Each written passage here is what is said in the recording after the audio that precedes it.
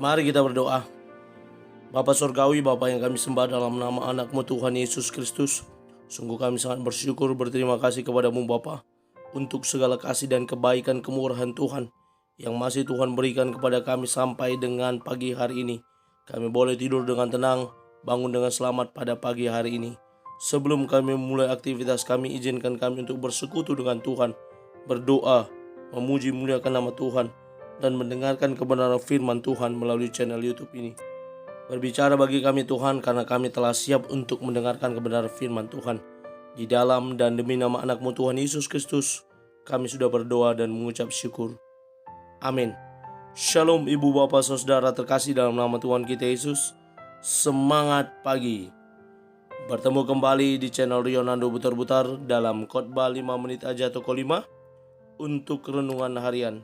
Renungan pada hari ini saya ambil dari kitab Mazmur pasal 34 ayat yang ke-18. Demikian kesaksian firman Tuhan. Ketika aku berpikir, kakiku goyang, maka kasih setiamu ya Tuhan menyokong aku.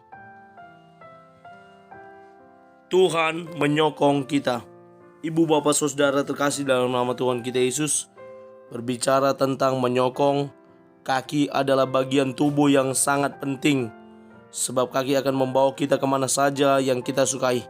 Jika kaki kita mengalami gangguan, maka kita tidak bisa berjalan kemana-mana lagi. Terkadang kaki kita bisa mengalami gangguan.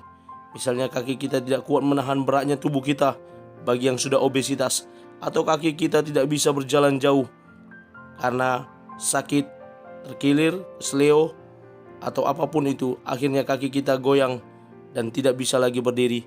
Atau hal lain, ketika kita terlalu lapar, kaki kita mungkin goyang karena saking laparnya.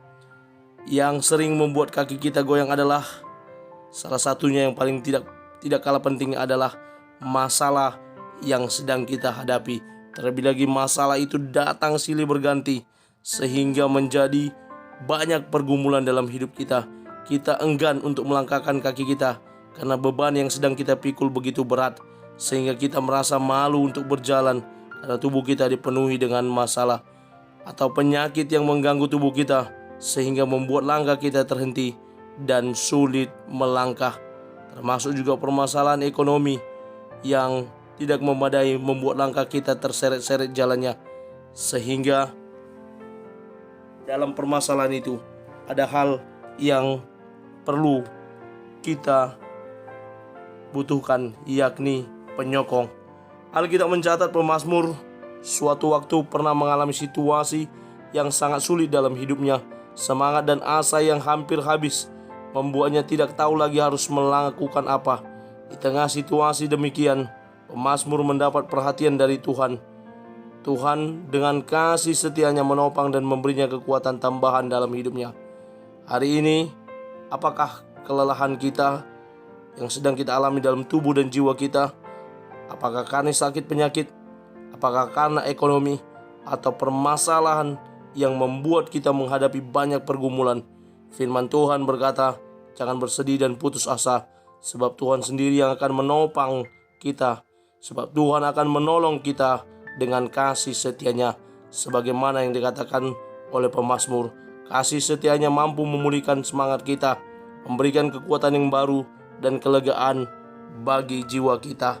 Pertanyaannya kembali ke kita, apakah kita mau mengandalkan Dia, menaruh harapan kita kepada Dia? Itu titiknya, sehingga kita boleh dipulihkan dan dikuatkan kembali. Saya mengutip beberapa pernyataan. Yang pertama dari Hudson Taylor, seorang penginjil, salah satu pendiri misi inland di Cina. Saya begitu lemah sehingga tidak bisa bekerja. Saya tidak bisa membaca Alkitab. Saya bahkan tidak bisa berdoa. Saya hanya dapat berbaring diam di dalam pelukan Allah seperti kanak-kanak dan percaya kepadanya. Ketika para penginjil di Cina dibantai pada tahun 1900, Hudson sepertinya kena mental istilah anak-anak sekarang, dan dia menjadi lemah melihat teman-temannya sudah meninggal semua. Bahkan penginjilan dibantai habis-habisan. Dan itulah yang membuat dia membuat statement seperti ini. Tapi tidak membuatnya lemah, hanya pasrah.